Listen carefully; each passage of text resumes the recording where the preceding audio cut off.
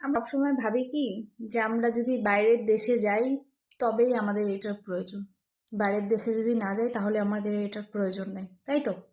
কিন্তু সত্যি বলছি, আমরা বাইরের দেশে যাই বা না যাই, এটা আমাদের একটা গুরুত্বপূর্ণ ডকুমেন্টস, যেটা আমাদের ইন্ডিয়াতে লাগবেই।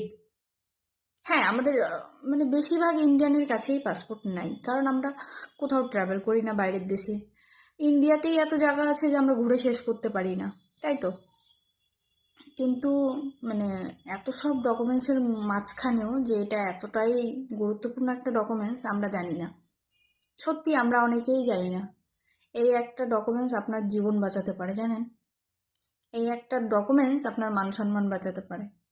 তাই আমি মনে করি যে সমস্ত মানে আমরা যত নাগরিক আছি আর কি, যত মানুষ আছি, যত পার্সেন্ট আছি, সবারই এই ডকুমেন্টসটা থাকা উচিত।